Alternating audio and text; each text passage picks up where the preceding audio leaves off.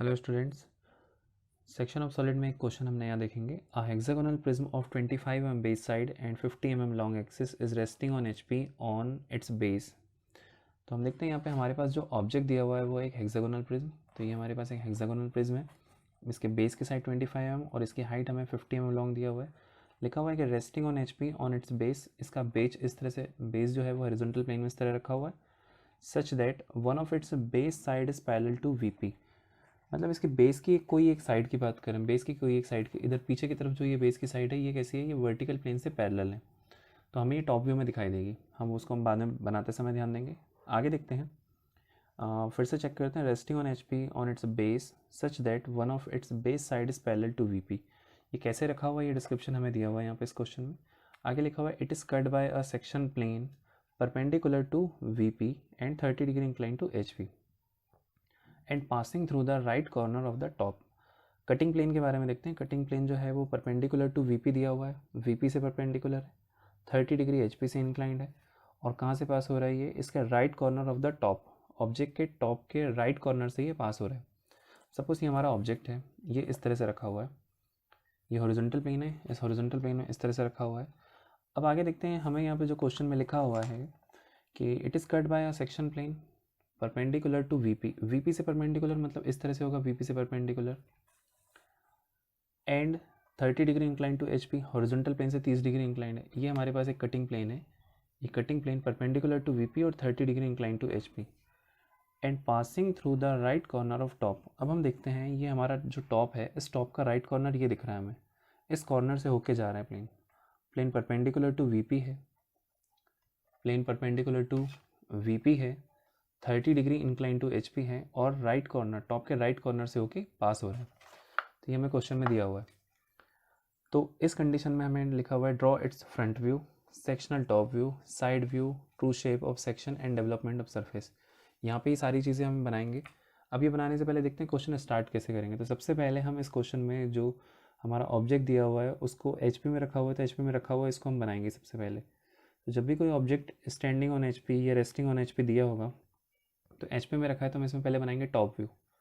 तो top view बनाएंगे। Top view क्या बनेगा, हेक्सागोनल प्रिज्म है तो टॉप से देखने पे हमें हेक्सागोन दिखाई देगा। अगर ये ऑब्जेक्ट है हमारा, टॉप से देखने पे हमें ये हेक्सागोन दिखाई देगा। तो पहले हम टॉप व्यू बनाएंगे, इसकी मदद से फ्रंट व्यू बनाएंगे।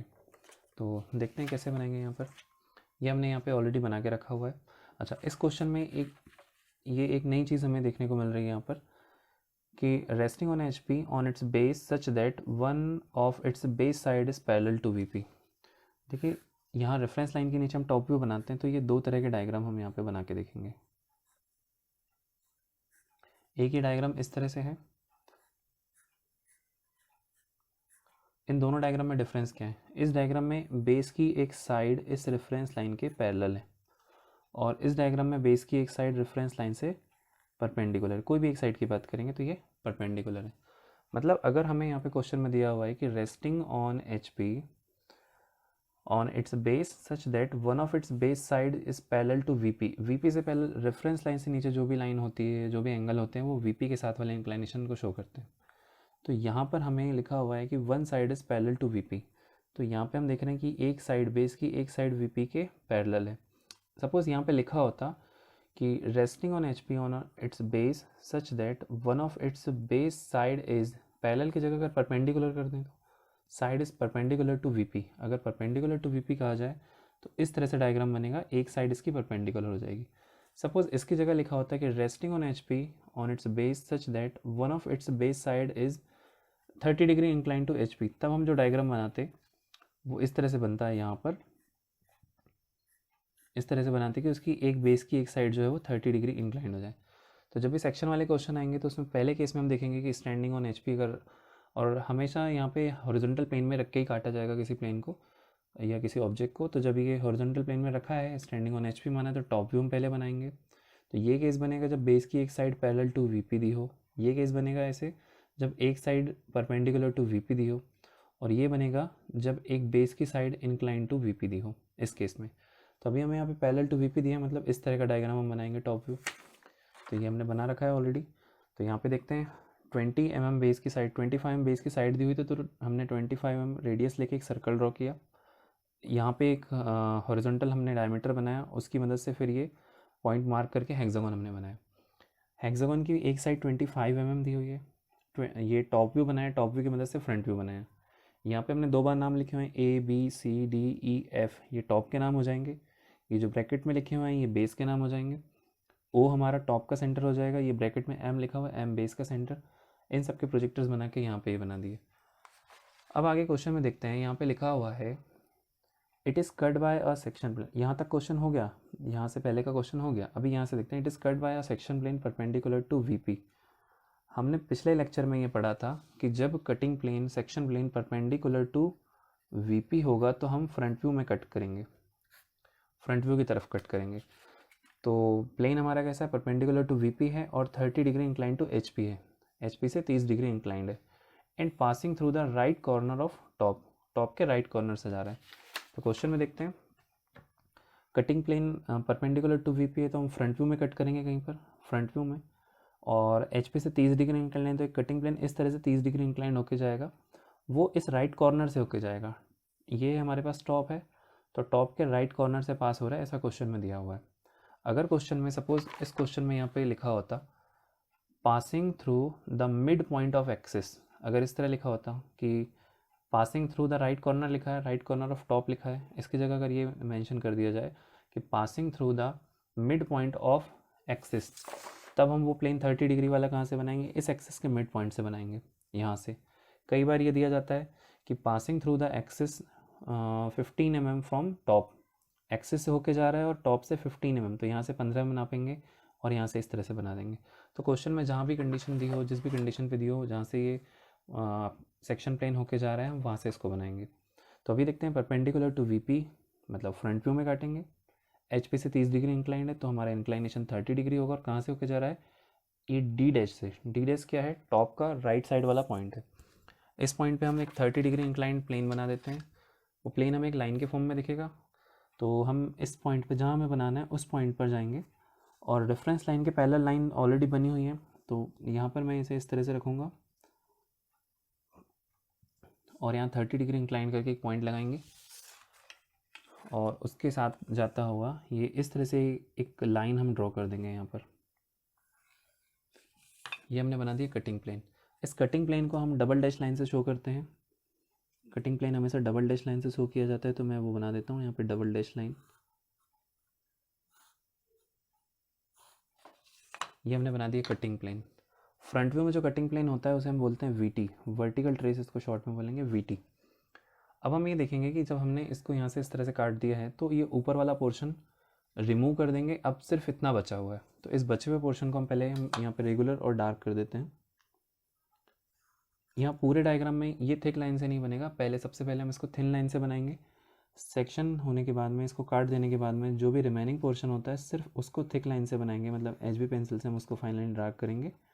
बाकी रिमेनिंग जो पोर्शन है, जैसे कि यहाँ पे रिमेनिंग पोर्शन, इसको हमने डार्क नहीं किया, सिर्फ नीचे वाले को डार्क किया।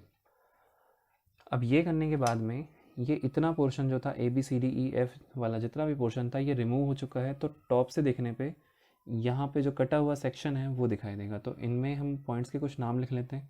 अब हम यहाँ ये जानते हैं कि P से A तक एक वर्टिकल साइड है, Q से B तक भी एक वर्टिकल साइड है, इसी तरह P Q R S T U सभी बेस के पॉइंट से एक एक वर्टिकल साइड है, और वो सारी वर्टिकल साइड कहीं ना कहीं पर कट हुई है।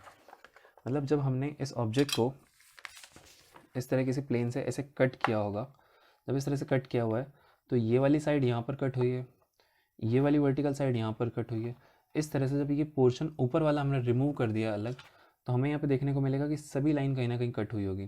तो ये कैसे पता चलेगा, तो हम एक काम करेंगे, सबसे पहले इसका एक बार ऐसे घूम के देख लेते हैं सभी तरफ कि कौन सी लाइन कितने ऊपर कट हुई है, ये देख लेते हैं। तो एक तरफ से सर्वे करेंगे, तो सर्वे करने के लिए हम सबसे पहले बेस में आके देखते हैं, टॉप में, क्योंकि जब हम इसका एक तरफ से ऐसे घूम रहे होंगे, इधर से इधर जा रहे होंगे, तो हम यहाँ पे देख सकते हैं ये P वाली लाइन, Q वाली, R S T, ये सभी वाली लाइन।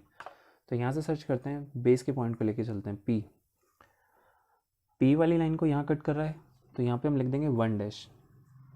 P वाली लाइन में मिल गया 1 डैश। P के बाद आता है Q, तो Q वाली लाइन में हमें मिल जाएगा यहाँ पर 2 डैश। Q के बाद R यहाँ पर है, R वाली लाइन में मिल जाएगा 3 डैश। R के बाद है S वाली लाइन में यहाँ D के पास ही मिल जाएगा 4 डैश।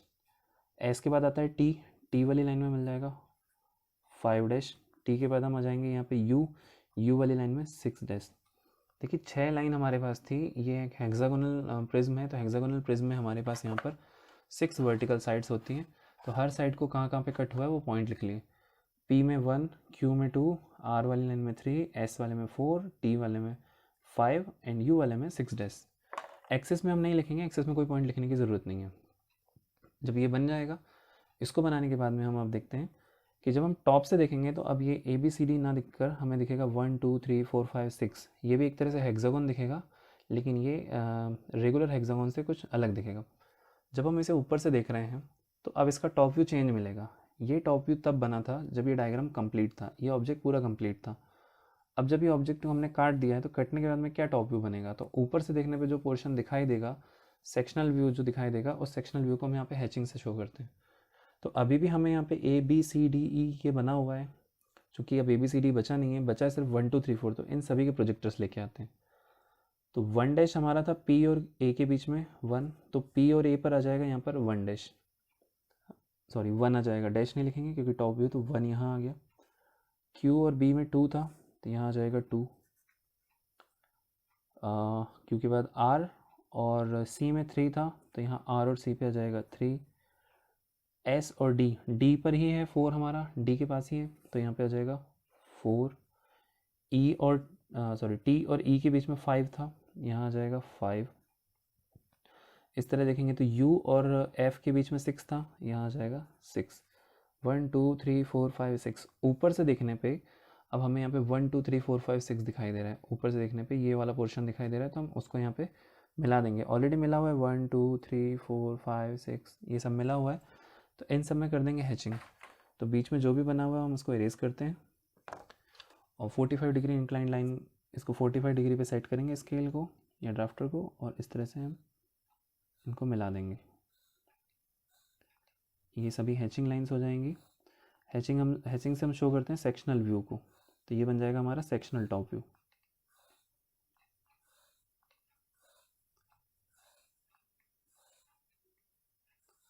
सारी लाइन आपस में पैरेलल होगी, इनके बीच में लगभग 2 mm का गैप रखेंगे हम,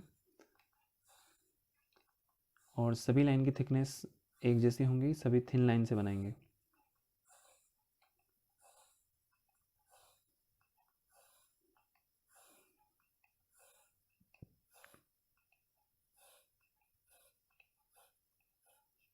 इस तरह से ये कंप्लीट हो गया। तो फ्रंट व्यू बन गया, सेक्शनल टॉप व्यू बन गया। अब हमें बनाना है इसका ट्रू शेप ऑफ सेक्शन या सेक्शनल ट्रू शेप। तो हमने जैसे पिछले क्लास में देखा था, पिछले लेक्चर में भी हमने एक ट्रू शेप बनाया हुआ था। तो ट्रू शेप बनाने के लिए हम क्या करेंगे, जो हमारा सेक्शन प्लेन होता है उसके पैरेलल एक नई रेफरेंस लाइन जनरेट करेंगे आगे डायग्राम से बाहर की तरफ। तो इस रेफरेंस लाइन के पैरेलल यहाँ पे एक लाइन बना देंगे, एक नई रेफरेंस लाइन बनाएंगे जिसका नाम हो जाएगा x1 y1। अब इस रेफरेंस लाइन पर हम जानते हैं कि रेफरेंस लाइन पर प्रोजेक्टर्स बनाने होते हैं। इस रेफरेंस लाइन पर ये सारे प्रोजेक्टर्स परपेंडिकुलर थे, तो इस रेफरेंस लाइन पर भी कुछ परपेंडिकुलर प्रोजेक्टर्स बनेंगे यहाँ से। तो सारे परपेंडिकुलर प्रोजेक्टर्स बनाएंगे हम यहाँ से। अब किन पॉइंट्स के बनाएंगे, जो यहाँ पे बचे हुए हैं 1 2 3 4 5 6। तो इनको बनाने के लिए हम यहाँ पे देखेंगे प्रोजेक्टर्स इस तरह से बनाएंगे। 1 का प्रोजेक्टर ये हो जाएगा, आगे जाएंगे तो 2 एंड 6 का प्रोजेक्टर, आगे 3 एंड 5 का एंड 4 का। जितने पॉइंट्स यहाँ हैं सिर्फ उन्हीं का प्रोजेक्टर्स हम यहाँ ऊपर बनाएंगे। अब ये प्रोजेक्टर्स बना देने के बाद में हम कंपास की मदद से सभी पॉइंट को नीचे से मेज़र करेंगे और यहाँ पे बना देंगे। अब हम देखेंगे एक रेफरेंस लाइन एक्स वाई ये हमारे पास है, और एक नई रेफरेंस लाइन x1 y1 ये है। तो पॉइंट का डिस्टेंस इस रेफरेंस लाइन से मेज़र करेंगे और यहाँ पर बनाएंगे। देखेंगे सबसे पहले 1 तक का, रेफरेंस लाइन से 1। ध्यान रहे कि ये नीचे वाले डिस्टेंस ही लेने हैं, ऊपर वाले नहीं लेने। यहाँ से 1 तक का डिस्टेंस हम यहाँ पे कंपास में कॉपी करेंगे, और 1 के इस प्रोजेक्टर में अब इस रेफरेंस लाइन पर रख के यहाँ पे मार्क करेंगे 1। ध्यान रहे हम मेज़र भी रेफरेंस लाइन से डिस्टेंस, इस पहली रेफरेंस लाइन से डिस्टेंस मेज़र कर रहे हैं और इस दूसरे रेफरेंस लाइन से डिस्टेंस को मार्क कर रहे हैं। हमेशा इस रेफरेंस लाइन से ही डिस्टेंस को मार्क करेंगे, इस सेक्शनल लाइन से मत करना, नहीं तो ये गड़बड़ हो जाएगा। हमने यहाँ रख के यहाँ पे 1 मार्क किया। अब बात करते हैं 2 की। तो रेफरेंस लाइन से ये 2 तक का डिस्टेंस ले लिया, उसको हम ये 2 वाले प्रोजेक्टर में रखेंगे, रेफरेंस लाइन पर ही रखेंगे, यहाँ पर हो जाएगा 2। फिर हम यहाँ से 3 तक का डिस्टेंस ले लेंगे, उतना ही आएगा। 3 वाले डिस्टेंस पे रख के, 3 वाले प्रोजेक्टर पे रख के यहाँ पे आ गया 3। 4 को मार्क करेंगे, यहाँ से यहाँ पे 4 बना देंगे। लास्ट में इसके बाद 5 को मार्क करेंगे, रेफरेंस लाइन से डिस्टेंस ये 5 तक का डिस्टेंस इतना आएगा। इस डिस्टेंस को रखेंगे, 5 वाले प्रोजेक्टर में यहाँ रख कर यहाँ पर मार्क कर दिया, ये 5 हो गया। ऐसे ही यहाँ से 6 तक का डिस्टेंस लिया, ये 6 तक का डिस्टेंस लेंगे और यहाँ रख के यहाँ पे मार्क कर देंगे, ये हो जाएगा 6। 1 2 3 4 5 6। अब इन सभी पॉइंट्स को हम यहाँ पे मिला देंगे। ये जितने पॉइंट्स हमारे पास यहाँ हैं इन सबको हम मिला देते हैं। देखिए 1 से 2 मिला दिया, 2 से 3 मिला देंगे, 3 से 4, 4 से 5, 5 से 6 एंड 6 से 1। तो यहाँ पर हमें जो व्यू मिलेगा वो कहलाएगा true shape of the section, मतलब सेक्शन जो बना हुआ था उसका ट्रू शेप। अब क्योंकि ये सेक्शन है तो इसमें भी हैचिंग करेंगे हम।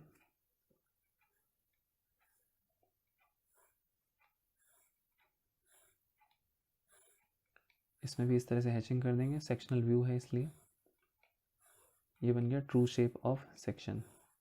क्वेश्चन में जो भी चीज़ दी होगी हम यहाँ पे सभी बनाना पड़ेगा, और किसी भी क्वेश्चन में इतनी सारी चीज़ें नहीं पूछा जाएगा, लेकिन हम यहाँ पे अभी सीखने के हिसाब से सभी चीज़ों को बनाएंगे।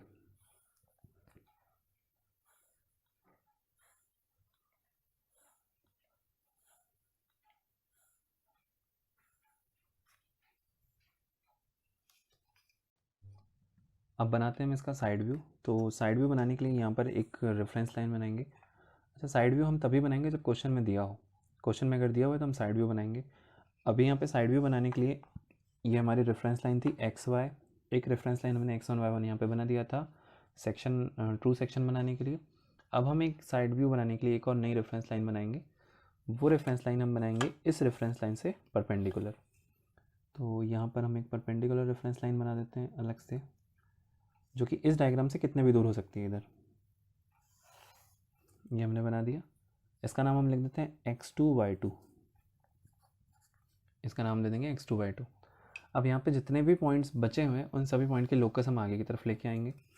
तो लोकस के लिए हम रोलर स्केल को इस तरह रखेंगे और सारी लाइन आपस में पैरेलल बनाते हुए आगे की तरफ ऐसे बढ़ा देंगे।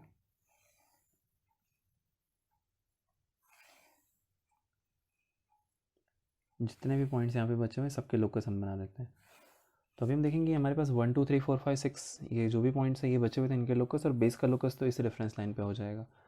अब ये जो टॉप व्यू है, टॉप व्यू में जो भी रिमेनिंग पॉइंट्स हैं इनके लोकस हम बनाएंगे इस परपेंडिकुलर वाले रेफरेंस लाइन तक। यहाँ से इन पॉइंट्स के लोकस यहाँ होंगे, इन पॉइंट्स के लोकस यहाँ तक, और इनके लोकस यहाँ तक, सिर्फ 3 ही जगह आएंगे। अब कंपास की मदद से एक इस रेफरेंस लाइन और इस रेफरेंस लाइन का जो कांटेक्ट पॉइंट है जहाँ पे इंटरसेक्ट कर रहे हैं एक दूसरे को, वहाँ से इस लोकस तक का ये डिस्टेंस लेंगे और यहाँ रख के इसे इस तरह घुमा देंगे, यहाँ तक आर्क लगा देंगे। फिर उसी पॉइंट को सेंटर मानेंगे और नेक्स्ट वाले लोकस को भी इसी तरह से टर्न करके यहाँ तक फैला देंगे। फिर इस पॉइंट से और नेक्स्ट वाला जो लोकस है हमारा, जितने भी लोकस है सभी को इस तरह से यहाँ से टर्न करेंगे, यहाँ रख कर टर्न करके इस रेफरेंस लाइन तक ला देंगे।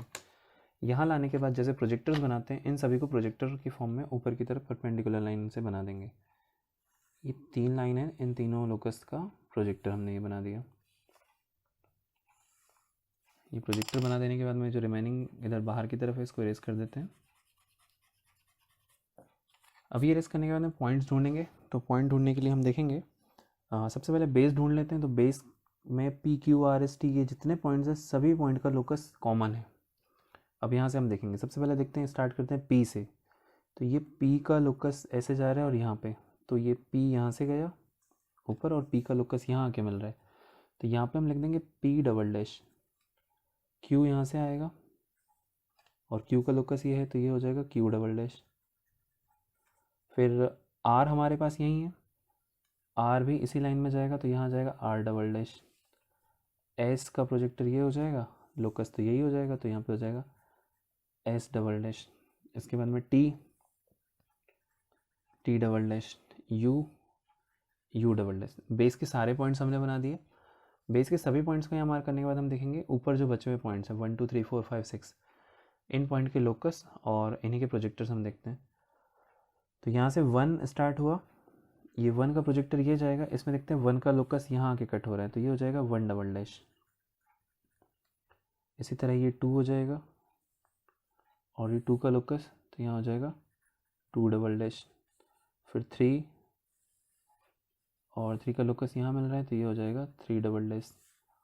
4 और 4 का लोकस यहाँ पे हो जाएगा 4 डबल डैश। ये 5, तो ये हो जाएगा यहाँ पर 5 डबल डैश। ऐसे ही ये लास्ट 6 जाएगा इधर, तो 6 और 6 यहाँ मिलके हो जाएगा ये 6 डबल डैश। अब इन पॉइंट्स को ज्वाइन करने की बात करते हैं। तो जब हम साइड व्यू बनाते हैं तो ऑब्जर्वर इस तरफ से देख रहा होता है, तो उसको ये 1 2 3 4 5 वाला सेक्शन पूरा दिखाई देगा, तो हम इसको पहले मिला देते हैं।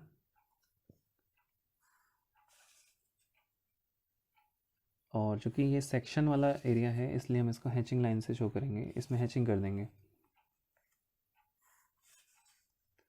पहले इनको मिला देते हैं।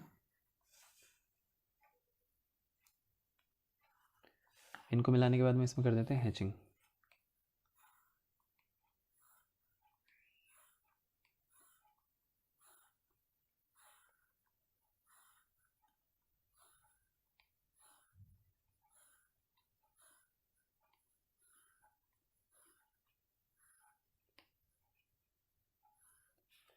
ये हैचिंग हो जाएगी। अच्छा, हैचिंग होने के बाद में इसका बेस भी हमारे पास, जो रिमेनिंग नीचे वाला पोर्शन है, जब आप यहाँ से देखेंगे तो ये 1 से पी डैश, 1 डैश से पी डैश ये बचा हुआ है, 1 डैश से पी डैश ये दिखेगा, इसको हम एक रेगुलर लाइन से ज्वाइन कर देते हैं।